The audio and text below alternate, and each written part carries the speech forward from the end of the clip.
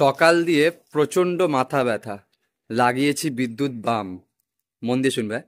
সকাল দিয়ে প্রচন্ড মাথা ব্যথা, লাগিয়েছি বিদ্যুৎ বাম। আর এই মাথা ব্যথা নিয়ে চলে যাচ্ছি আজ আলিপুর মিউজিয়াম। তো হ্যালো এভরিওয়ান, গুড মর্নিং সবাইকে। অনেকদিন বাদে ব্লগ করছি, ঠিক আছে। আর লাস্ট মনে হয় ব্লগ করেছিলাম 2022-তে ব্যান্ডেলে, ঠিক আছে। তো তারপর দিয়ে আর ব্লগ আপলোড করা হয়নি এই চ্যানেলে। বেসিক্যালি এই চ্যানেলে ব্লগ আপলোড হয় না, ঠিক আছে, তোমরা নিজেরাও জানো। তাও আজকে করছি, অনেকদিন বাদে করার ইচ্ছা হলো, তাই সবাই মিলে আছি, আনন্দ করতে করতে যাবো। তো আজকে তোমরা ইন্ট্রো দেখে বুঝতেই পারলে যাচ্ছি হচ্ছে আলিপুর মিউজিয়ামে, ঠিক আছে। তো আমি একা না, আজকে অনেকজনই আছে আমার সাথে, অনেকজন মানে 4-5 জন আরও আছে। তো আমি একটু লেট হয়ে গেছি, আমার চুল টুল দেখে বুঝতেই পারছো যে অবস্থা খারাপ। আমি স্নান টান করিনি, লেট হয়ে গেছি বলে ওরা সব দুর্গানগর স্টেশনে আছে। তো আমি স্টেশনের দিকে যাচ্ছি, ঠিক আছে। আর হ্যাঁ, ব্লগের মধ্যে অনেক কিছু ভুল হতে পারে, কারণ লাস্ট ব্লগ আপলোড করেছিলাম প্রায় 1 বছর আগে, ঠিক আছে। তো ব্লগ কিছু ভুল হলে ব্লগের মধ্যে ক্ষমা করে দিও। আর হ্যাঁ, পরিষ্কার শুদ্ধ বাংলায় আগের বারের মতো ব্লগটা বানাবো, ঠিক আছে। চলো দেখতে থাকো আমাদের সাথে।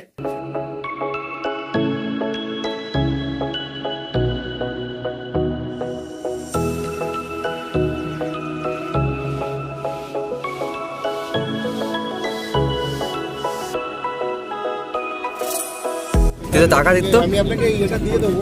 তারপর আপনি খুব বাজে বাবা।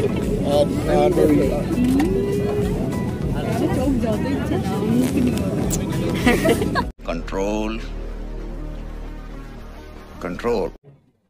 তো মেট্রো স্টেশন দিয়ে আমরা নেমে গেছি, ঠিক আছে। মেট্রো থেকে নামার পর তোমরা একটু সোজা চলে আসবে, এসে ডান দিকে হাজরা মোড় চলে আসবে। হাজরা মোড় দিয়ে ডান দিকে সোজা গেলেই মিউজিয়ামটা পাবে, ঠিক আছে। তো আমি আসার রুটটা বলে দিচ্ছি, সেটা হচ্ছে যদি তোমরা শিয়ালদা হয়ে আসো তাহলে শিয়ালদা স্টেশন ধরে চলে আসবে। শিয়ালদা স্টেশন দিয়ে নেবে, অনেক বাস পেয়ে যাবে আসার জন্য, ঠিক আছে।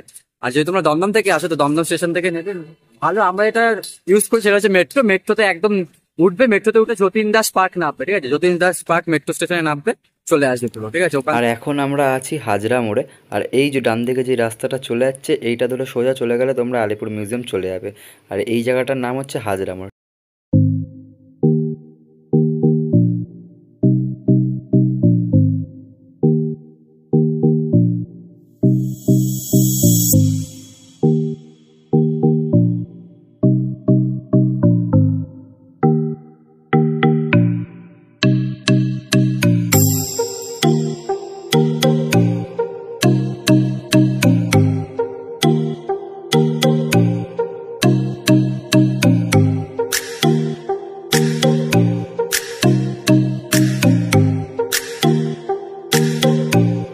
তো গাইস, টিকিট কেটে নিয়েছে, এটা হচ্ছে 30 টাকা করে টিকিট নিয়েছে। আর যদি তোমরা যদি কোনো শো দেখো তো শো এর জন্য 100 টাকা করে টিকিট, ঠিক আছে।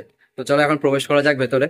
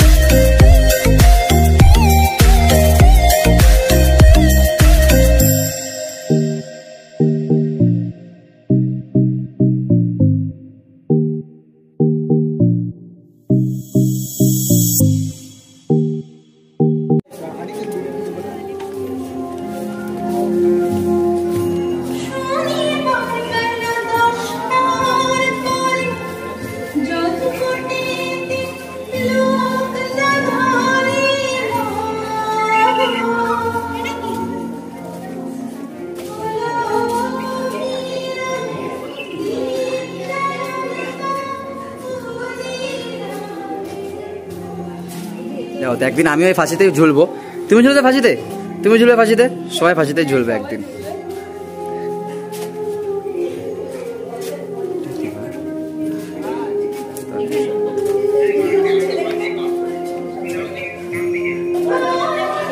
এটা হচ্ছে বাথরুম, এটা আই থিঙ্ক এটা বাথরুম ছিল যা দেখে মনে হচ্ছে।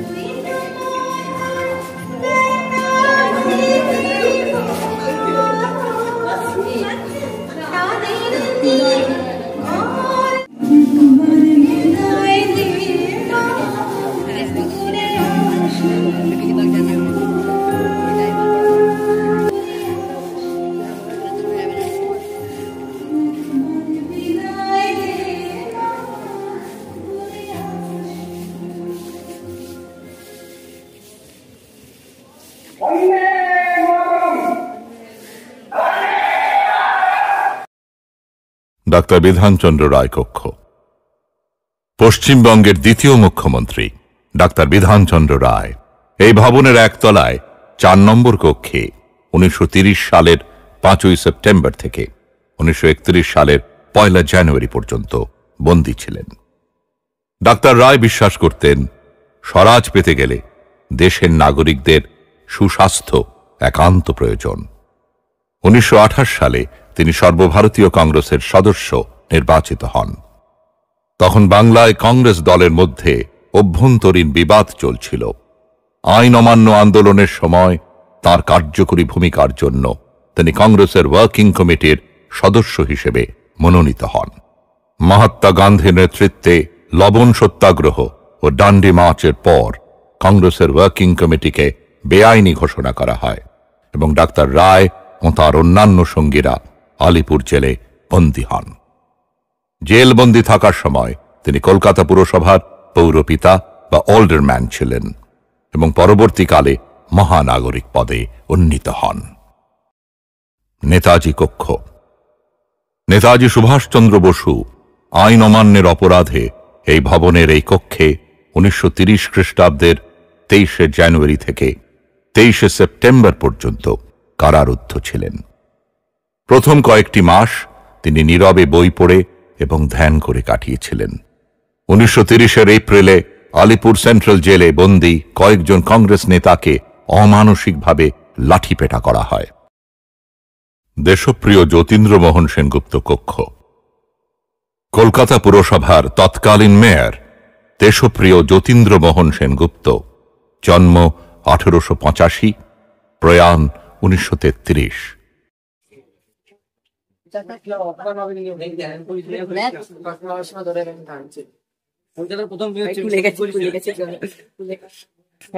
আমাদের জন্য এখানে একটা করে সেল ফাঁকা ভিডিও ছাড়িস না কিন্তু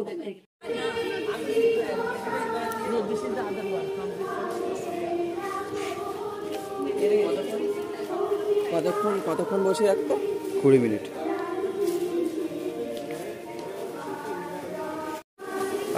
এটা হচ্ছে সেই জায়গাটা যেখানে জওয়াহরলাল নেহরুকে আটকে রেখেছিল জেলের মধ্যে। আর এটা হচ্ছে ইন্দিরা গান্ধী এখানে এসে জওয়াহরলাল নেহরুর সাথে যখন দেখা করতো তখন 20 মিনিট ওনাকে টাইম দেওয়া হতো। 20 মিনিট ধরে উনি এখানে বসে থাকতো, বসে ওনার সাথে কথা বলতো। তারপরে এখানে সেই জন্য ওনার একটা স্মৃতি তৈরি করা হয়েছে। ঠিক আছে, ভালো করে দেখে নাও, হেভি লাগছে, দারুণ লাগছে। আর আমি দেখাচ্ছি জওয়াহরলাল নেহরুকে কোথায় আটকে রাখা হতো সেটাও দেখাচ্ছি। নেহরু কক্ষ।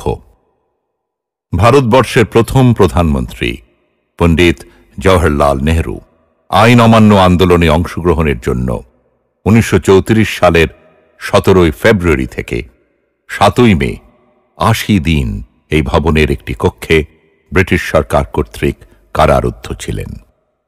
তার কিশোরী কন্যা ইন্দিরা নেহরু, পরবর্তীকালে প্রধানমন্ত্রী ইন্দিরা গান্ধী 2 সপ্তাহ অন্তর 20 মিনিটের জন্য তার সাথে দেখা করতে আসতেন। Library and seminar room.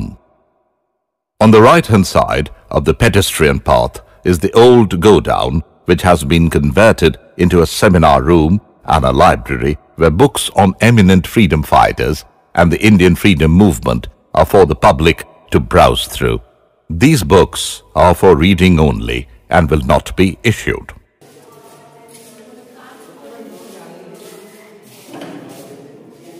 ভালো জায়গায় আছি, বেশ শান্ত, একদম পরিষ্কার। ভিডিওটা যেরকম দেখলে পুরো সাইলেন্ট, হেভি লাগছে, হেভি লাগছে, হেভি লাগে জায়গাটা। সুব্রময়, তোর কেমন লাগছে? ভালো, আমাদের ইতিহাসে যারা প্রাণ দিয়েছিল, ইংরেজের বিরুদ্ধে লড়াই করেছে, তাদের সবকিছুই আছে। মানে আলিপুর জেলে যারা যারা ছিল, মানে দেখা উচিত। 30 টাকা উসুল, মানে নষ্ট হবে না। হ্যাঁ, 30 টাকা উসুল, টাকার কোনো ব্যাপার না, কিন্তু সত্যি দারুণ লাগছে। যেরকম পরিবেশটাও যেরকম আজকে সেরকম সুন্দর, আর সেরকম মানে জায়গাগুলো সত্যি সুন্দর। আর কেউ যদি নাও জেনে থাকে সে জানতে পারবে যে আমার দেশের জন্য এরা কতটা কষ্ট করেছে, কতটা বলিদান দিয়েছে, তারপরে আমরা স্বাধীনতা অর্জন করেছি। এত সহজে স্বাধীনতা আসেনি, সত্যি কথা। যেটা সত্যি বললো সেটাই একদম। তারপর দেখা যাক, আরো অনেক কিছু আছে তোমাদেরকে দেখানোর জন্য, আস্তে আস্তে দেখাচ্ছি। বাদ বাকি যেগুলো দেখার জানতে পারবে নিজের দেশ সম্বন্ধে। হ্যাঁ, অন্য দেশে যদি তোমরা বাংলাদেশ থেকে দেখে থাকো তাও আসতে পারো, কেন একসময় তো আমরা দুটো দেশ তো একই ছিল ভারতবর্ষে। আমাদের যারা স্বাধীনতা সংগ্রামী ছিল তোমাদেরও তারাই ছিল। একদম ঠিক, একদম ঠিক। চলো, আরো অনেক কিছু দেখার আছে, দেখাচ্ছি এক এক করে। ঠিক আছে। তাঁতকল। ভারতবর্ষে ব্রিটিশ আমলে কারা অন্তরালে কয়েদিদের কঠোর পরিশ্রম করতে হতো এবং তাদের উপর চলত অকথ্য অত্যাচার। এমনকি ব্রিটিশ আইন লঙ্ঘন করে বেআইনিভাবে তাদের উপর চালানো হতো চিকিৎসা সংক্রান্ত নানা পরীক্ষা নিরীক্ষা। 1947 পূর্ববর্তী সময়ের জেল জীবনের অর্থ কঠোর পরিশ্রম ও সমস্ত অধিকার থেকে বঞ্চিত এক নিম্নমানের জীবনযাপন। ভগৎ সিং আর তার দুই বন্ধু সুখদেব ও রাজগুরু এবং আরো 21 জন কয়েদি তাদের অধিকার রক্ষার দাবিতে 1929 লাহোর জেলের মধ্যে শুরু করেছিলেন আন্দোলন। 116 দিনের সেই অনশন আন্দোলনে ওই বিপ্লবীদের ওপর চলেছিল অত্যাচার। আন্দোলন ভাঙার জন্য তাদের জোর করে খাওয়ানোর চেষ্টাও করেছিলেন কর্তৃপক্ষ। 63 দিন অনশনে থেকে মৃত্যুবরণ করেছিলেন যতীন্দ্রনাথ দাস। এগুলো উনুন বলতে পারো তুমি, এখানে সব রান্না বান্না হতো, যা দেখে মনে হচ্ছে এটা হচ্ছে কলপার মতো ছিল, ঠিক আছে। এগুলো যা দেখে মনে হচ্ছে আমার উনুন মনে হচ্ছে, কারণ দেখো তোমরা যেভাবে টেক্সচার গুলো করা, ঠিক আছে। এইটা কিছু জানে দেখে মনে হচ্ছে চৌবাচ্চার মতো অনেকটা, ঠিক আছে। আমি অতটা বলতে পারছি না, কারণ এগুলো তো অনেক আগের, এখন সেভাবে বোঝা যাচ্ছে না যে কোনটা কি ছিল, বাস যেটুকু দেখে বুঝতে পারলাম সেটুকু। এইটা আই থিঙ্ক বাথরুম ছিল, বাথরুম, তার ভেতরে, হ্যাঁ বাথরুম, এটা বাথরুম, ঠিক আছে। এটা কলপার মতো ছিল, আর ওখানে তো সব তাঁতে করছে দেখতেই পাচ্ছ তোমরা। আর এইটা কি ছিল, এটাও একটা উনুন টাইপের করে, যেরকম আমরা পিকনিক করার সময় করি না, ওরকম উনুন, ঠিক আছে। যতই হোক দারুণ লাগছে কিন্তু, ঠিক আছে, জায়গাটা দারুণ লাগছে, ব্যাপক লাগছে।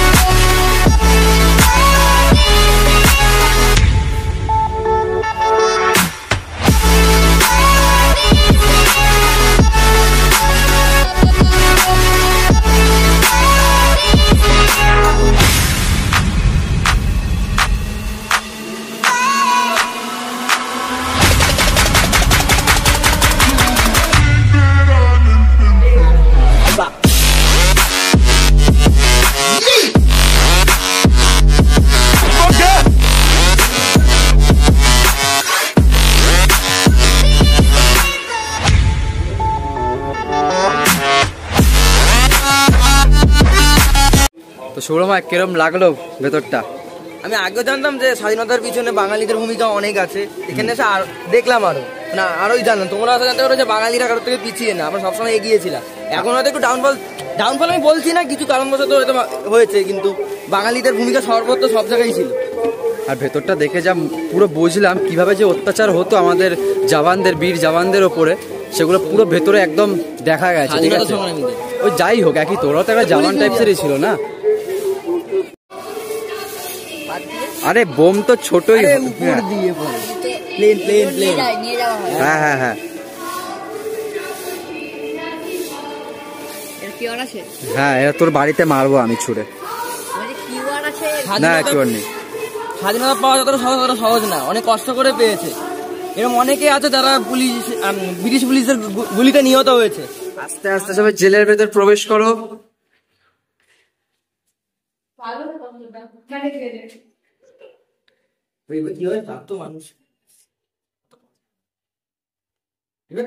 কিরম লাগে জেলে ঢুকে? কিরম লাগছে? খুবই বাজে। জেলে ঢুকে কিরম লাগছে? প্রথম অভিজ্ঞতা জেলে আসছে, আশা করি ঘুরে ঘুরে দাঁড়াতে পারবো, নেতা বেতা হয়ে যাবো। তুই তো কিরম লাগে জেলে ঢুকে? কষ্ট লাগে। সবাই দেখতে